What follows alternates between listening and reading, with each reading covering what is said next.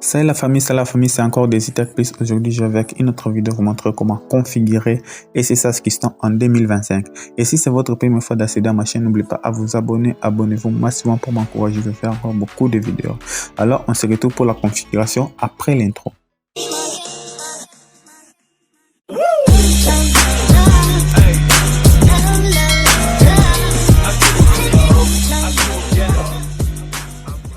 Ici, nous allons procéder à la configuration des SSH Keystone en 2025. Sachez-vous qu'il y a quelques modifications par rapport au 2024. Suivez attentivement la vidéo dès le début jusqu'à la fin. Alors aussi, nous allons procéder comment configurer SSH Keystone en 2024. Sans oublier que j'ai publié des vidéos comment configurer, comment créer un compte SSH. Les vidéos se trouvent ici. Allez voir, allez considérer la vidéo comment configurer, comment créer un compte SSH. Sans plus tarder, sans oublier qu'il y aura des modifications à faire.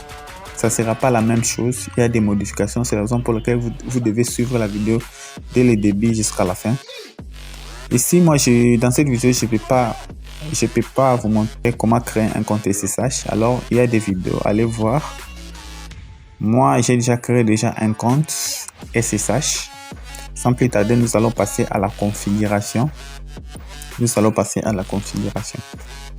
Ici, moi, j'ai déjà créé mon compte SSH. Vous aussi, vous allez créer des vidéos. J'ai publié des vidéos comment créer un compte SSH. Alors, on va créer notre propre configuration. Alors ici, nous allons copier des éléments qui sont utiles pour notre application. Ici, dans l'ancienne vidéo, j'avais copié les IP adresses, username, les mots de passe, les DNS et les publier. Dans cette vidéo, je vais ignorer l'IP adresse. Parce que nous allons trouver un autre IP adresse. Alors ici, on va passer directement à username. On va copier l'username ici. L'username, on va copier. On va copier les mots de passe, notre mot de passe. On va copier les DNS. Les DNS ici. DNS hostname. Et ensuite, on va copier les publier. Alors, sans plus tarder, nous allons passer dans notre application. L'application, c'est SSH Keystone. Ça se trouve sur Play Store. Allez sur Play Store, télécharger l'application. Moi, j'ai déjà téléchargé l'application SSH Keystone ici. Ici, pour commencer, on va aller directement ici. Ici, sur les petits 3 points à gauche, on va cliquer. Ensuite, on va cliquer ici sur profil. Allez sur profil, vous allez cliquer. Ici, premièrement, ici, vous allez entrer n'importe quel nom que vous voulez. Par exemple, moi, j'ai écrit des Plus comme ça. Par exemple, vous aussi, vous allez mettre ce que vous voulez. Ici, c'est les SSH host. SSH host, vous allez entrer les DNS que vous aviez copié là-bas. Moi, j'ai copié le DNS ici. Ici, sur VND, on laisse seulement comme ça. On va entrer ici sur username SSH. On va coller notre nom d'utilisateur ici et le mot de passe ici. J'espère que c'est 1508 que j'ai mis. Alors ici, nous allons cocher cette case ici. Compresse. Ici sur les slots DNS ici. Ici les slots DNS. C'est là que vous allez mettre quoi? Vous allez mettre votre DNS de votre réseau. Par exemple, moi je suis en RDC. Je ne sais pas si vous êtes dans quel pays. Pour trouver les DNS, le DNS de votre pays, vous aurez besoin d'une application HA-Tunnel+. HA-Tunnel+ ici. C'est HA-Tunnel+. Ça vous permettre de trouver les DNS de votre réseau. Par exemple, vous allez entrer ici. Par exemple, si vous ouvrez HA-Tunnel+, vous allez entrer ici sur mode connexion mode ici. Vous allez cliquer sur DNS TT Tunnel ici. En plus, vous allez entrer ici. Par exemple, vous allez cliquer sur les petits coins ici. Directement, ça va vous donner les quoi? Les DNS de votre réseau. Par exemple, moi, j'utilise le 88. Je laisse ici, je rentre ici. 88. Si vous trouvez dans n'importe quel pays, vous pouvez chercher votre... Si ça ne marche pas, vous pouvez chercher votre DNS de votre réseau. Alors ici, sur NS, ici, on va mettre encore notre DNS.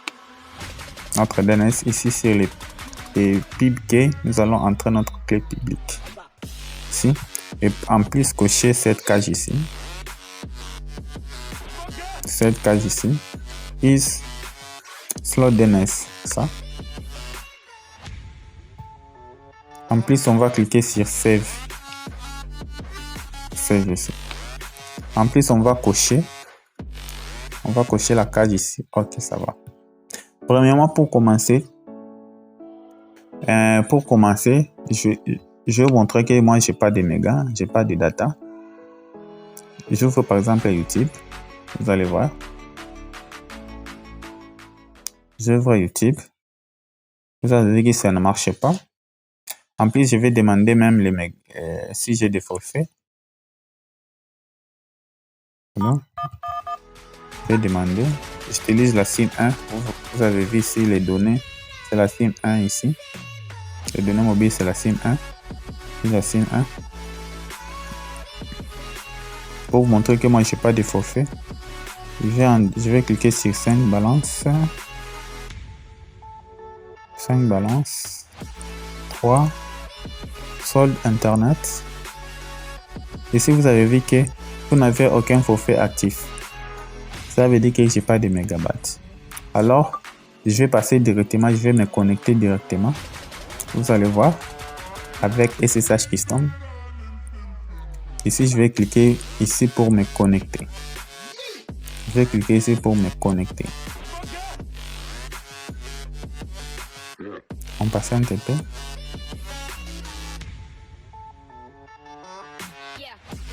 On patiente. On patiente. La clé va apparaître là-bas en haut. Vous allez voir.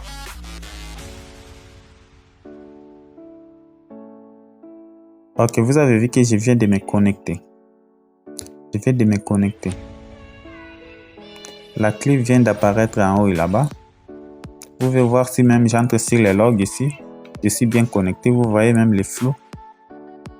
Ici. C'est connecté déjà directement. Alors je vais aller sur YouTube. Vous allez voir, je vais tester YouTube. Je vais tester YouTube encore.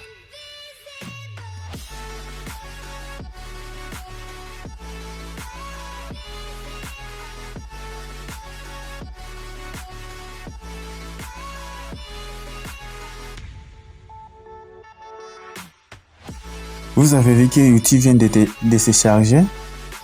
Cela veut dire que la connexion passe très bien. L'application fonctionne à merveille.